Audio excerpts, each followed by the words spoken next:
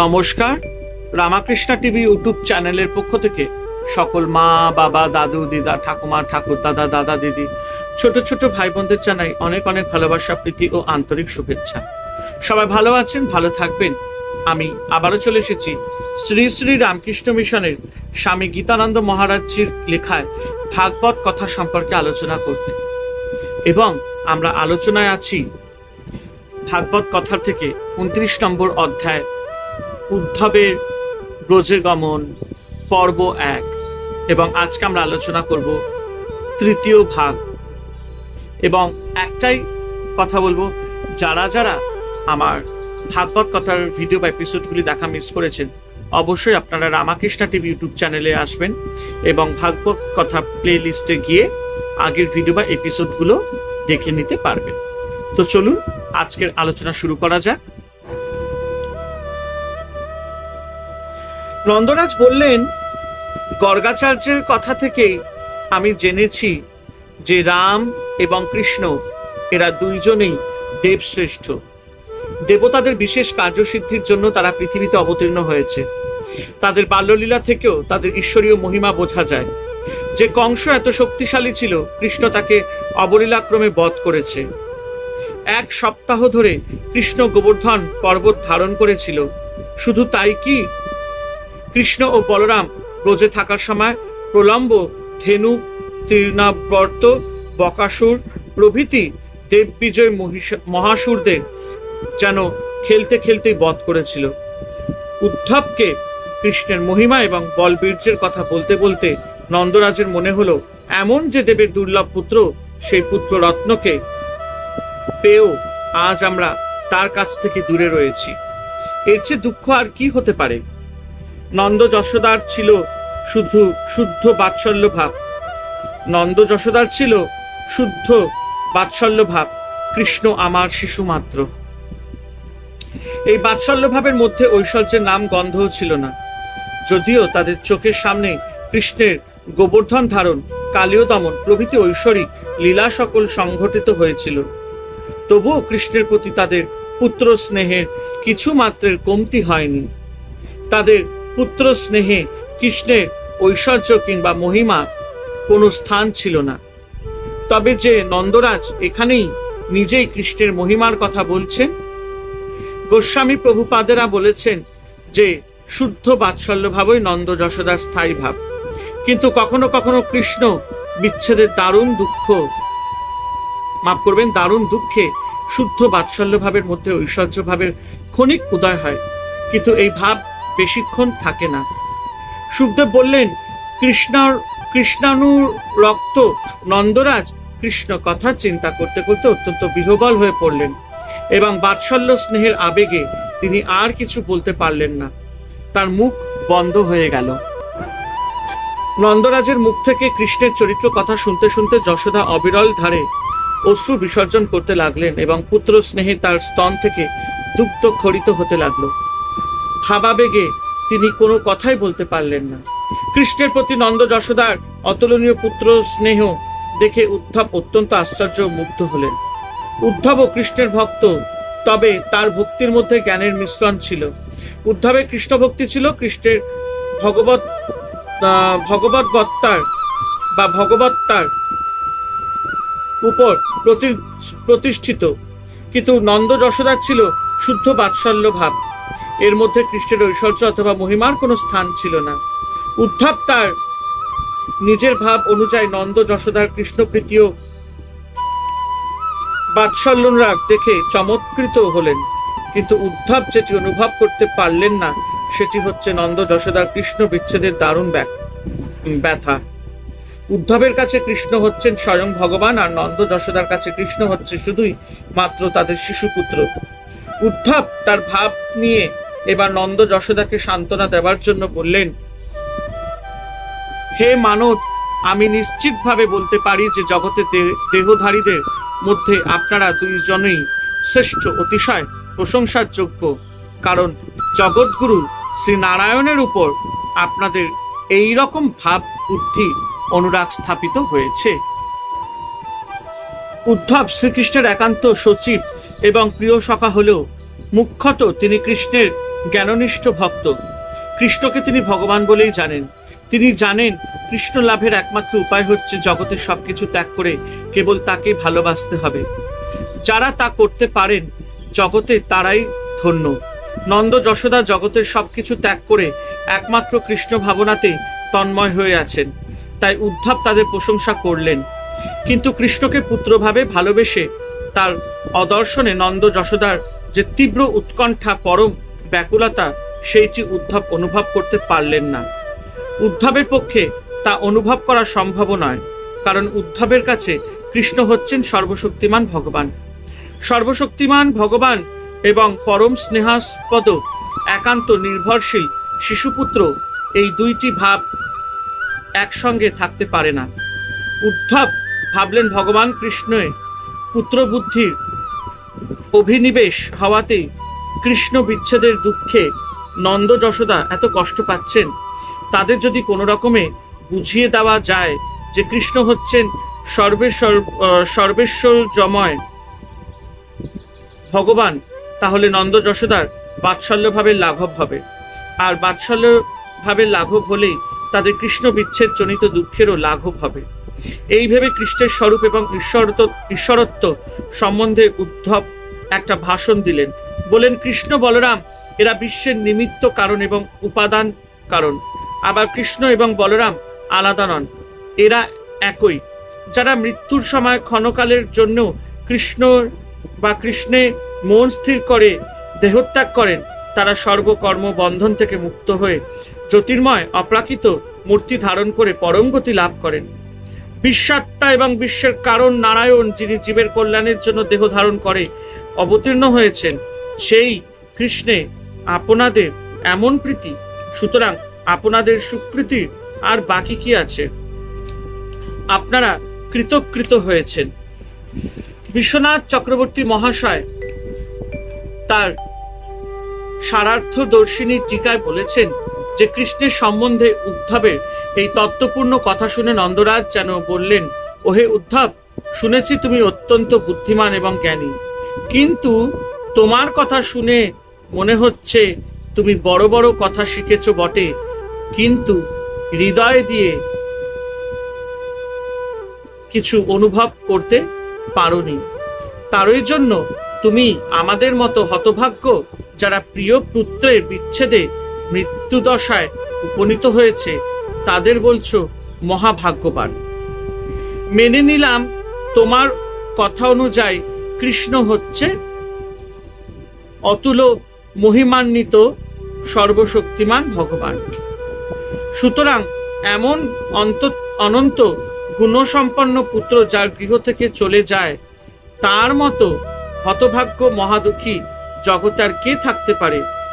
সে তো সকলের অবজ্ঞার পাত্র, সেই তাকেই তুমি মহাভাগ্যবান বলে প্রশংসা করছো।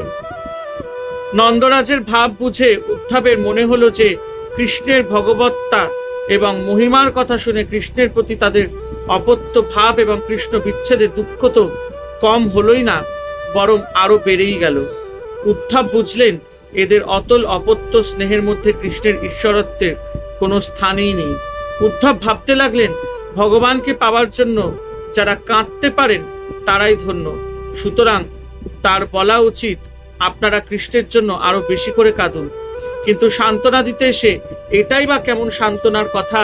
কৃষ্ণের প্রতি নন্দ যশোদার পুত্র বুদ্ধি যে কত গভীর, তার হদিশ করতে না পেরে উদ্ধব হতভম্ব হয়ে পড়লেন। লৌকিক জগতে পুত্র শোকাতুর ব্যক্তিকে এই বলে সান্ত্বনা দিতে চেষ্টা করা হয়, মিথ্যা অনিত্য সংসারে স্ত্রী পুত্রের উপর আসক্তি দুঃখের মূল কারণ। সুতরাং এই আসক্তি ত্যাগ করে নিত্য বস্তু শ্রী ভগবানে মন দাও, তাহলেই তোমার সকল দুঃখ দূর হবে। কিন্তু এখানে ভগবান কৃষ্ণকে নিজের পুত্র বলে ভেবে নন্দ যশোদা তার বিচ্ছেদের মরণাধি কষ্ট পাচ্ছেন। সুতরাং এদের কি বলে সান্ত্বনা দেব? কৃষ্ণের ঈশ্বরত্ব ও মহিমা দেখে এবং শুনে বসুদেব দেবকীর বাৎসল্যভাব শিথিল হয়েছিল। কংসবধের পর কৃষ্ণ যখন কারাগারে বসুদেব দেবকীর কাছে গিয়েছিলেন, তখন তারা পুত্র কৃষ্ণের প্রণাম গ্রহণ করতে পারেননি। কিন্তু নন্দ যশোদার বাৎসল্যভাব এতই প্রকার যে কৃষ্ণের ঐশ্বর্য মহিমাদির বর্ণনায় তাদের পুত্র স্নেহ আরো বেড়ে গেল। বাৎসল্য স্নেহ সাগরে কৃষ্ণের ঈশ্বরত্ব ও মহিমার জ্ঞান ডুবে গেল। উদ্ধব ভাবছেন কৃষ্ণের ভগবত্তা এবং স্বরূপের কথা বলে এদের বাৎসল্য ভাবকে শিথিল করা যাবে না। একমাত্র কৃষ্ণের প্রত্যাগমনের কথা বললে নন্দ যশোদার দুঃখ হয়তো একটু লাঘব হতে পারে। এই ভেবে উদ্ধব বললেন, আপনারা আর দুঃখ করবেন না, আপনাদের অসীম বাৎসল্য স্নেহই কৃষ্ণকে ব্রজে নিয়ে আসবে, আপনারা তাকে নিকটেই দেখতে পাবেন।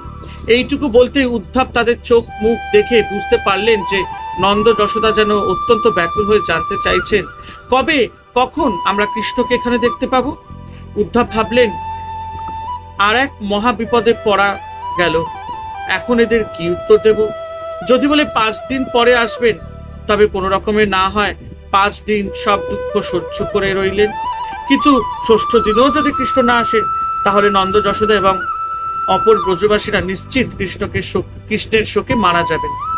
আর যদি বলি তিনি 5 বছর পরে আসবেন, তবে এই দীর্ঘ সময় কৃষ্ণ বিচ্ছেদের দুঃখ সহ্য করে বেঁচে থাকা তাদের পক্ষে সম্ভব হবে না। সুতরাং এখন আমি এদেরকে কি বলে প্রবোধ দেব। উপায়ান্তর না দেখে উদ্ধব আবার কৃষ্ণের ভগবত্তা সম্বন্ধে আরেকটি ভাষণ দিলেন। উদ্ধব বললেন, কৃষ্ণের স্বরূপের কথা আপনাদের তো কিছুটা বলেছি। তিনি সত্য সংকল্প, তার কথা কখনো মিথ্যা হয় না। তিনি আসবেন বলেছেন, কিন্তু আপনাদেরও যদি তার প্রতীক্ষা করা সম্ভব না হয়, তবে বলি শুনুন। কৃষ্ণ আপনাদের অতি নিকটেই রয়েছেন। কাঠের মধ্যে যেমন আগুন থাকে, সেই রকম তিনি সকলের হৃদয়ে অবস্থান করেন। সুতরাং তিনি আপনাদের হৃদয়েও আছেন। আপনারা হয়তো ভাবছেন যে কৃষ্ণ আপনাদের অত্যন্ত ভালোবাসেন, আপনাদের ছেড়ে থাকতে আর তার কষ্ট হচ্ছে, কিংবা বসুদেব দেবকীকে ছেড়ে তিনি আর ব্রজে আসবেন না। এই বিষয় বলছি যে কৃষ্ণ হচ্ছেন স্বয়ং ভগবান, সর্ববিষয় নির্লিপ্ত। তিনি অভিমান শূন্য এবং সকলের প্রতি সমভাবাপন্ন, তিনি সমদর্শী। কৃষ্ণের মাতা পিতা স্ত্রী পুত্রাদি আত্মীয় স্বজন বলে কেউ নেই, তার পর বলে কেউ নেই, তার জন্ম নেই এবং দেহ নেই। তবুও তিনি খেলা করার জন্য এবং সাধুদের পরিত্রাণের জন্য দেহ ধারণ করে থাকেন। আপনারা যে ভাবছেন তিনি আপনাদের পুত্র, এটা আপনাদের ভ্রান্ত বুদ্ধির জন্যই হচ্ছে। আসলে তিনি কারোর পুত্র নন, তিনি সকলের নিয়ন্তা ঈশ্বর এবং সকলেরই আত্মা। তিনিই সর্বাত্মা, জগতের তিনি ছাড়া আর কিছুই নেই। হে নন্দরাজ, ভ্রান্ত ধারণার বশবর্তী হয়ে আপনারা কৃষ্ণকে আপনাদের পুত্র বলে মনে করে তার বিচ্ছেদে কষ্ট পাচ্ছেন, কিন্তু তিনি তো কারুর পুত্র নন। তার স্বরূপ এবং মহিমার কথা যা বললাম, সেই বিষয়ে মনোনিবেশ করে তার বিচ্ছেদ দুঃখ ত্যাগ করুন, তাহলে দেখবেন তিনি আপনাদের অতি কাছে, আপনাদের অন্তঃস্থলে সর্বদাই বিরাজ করছে। উদ্ধবের কথা শেষ হলো। নন্দ যশোদার চোখ মুখ থেকে উদ্ধব বুঝলেন যে কৃষ্ণের ঈশ্বরত্ব তার এবং তার মহিমার কথা তাদের হৃদয় একেবারেই প্রবেশ করেনি। নন্দরাজ শ্রী ভগবানের বিশ্বাসী এবং তার গৃহে নিত্য নারায়ণের পুজো হয়। নন্দরাজ ভাবছেন উদ্ধব বলছে কৃষ্ণ হচ্ছে স্বয়ং ভগবান। উদ্ধব আমাদের কি সব অদ্ভুত কথা বলছে। নারায়ণের কথা, মাফ করবেন, নারায়ণের কোন গুণটা কৃষ্ণের মধ্যে রয়েছে, বা কোন গুণটা কৃষ্ণের মধ্যে রয়েছে? নারায়ণ হচ্ছেন সৃষ্টির আদি কারণ, আর কৃষ্ণ হচ্ছে আমাদের দুগ্ধপোষ্য শিশু। নারায়ণ হচ্ছেন নিখিল জগতের আশ্রয়স্থল, আর কৃষ্ণ হচ্ছে সর্ববিষয় আমাদের উপর নির্ভরশীল। নারায়ণ হচ্ছেন সত্য স্বরূপ, শান্ত, অপাপবিদ্ধ, আর কৃষ্ণ মিথ্যা কথা বলে অত্যন্ত চঞ্চল এবং চুরি করে খায়। নারায়ণের ক্ষুধা তৃষ্ণা নেই, আর কৃষ্ণ ক্ষুধায় কাতর হয়, তৃষ্ণায় অস্থির হয়ে ওঠে। সুতরাং নারায়ণের কোনো গুণ তো কৃষ্ণের মধ্যে দেখা যাচ্ছে না। তাছাড়া উদ্ধবের কথা মতো ভ্রান্তি বশেই যদি আমরা ভগবানকে পুত্র বলে মনে করে থাকি, তবে কৃষ্ণ কেন আমাদের সাথে পুত্রের মতোই ব্যবহার করলো? আমাদের ভুল হতে পারে, কিন্তু নারায়ণের তো ভুল হওয়া সম্ভব নয়।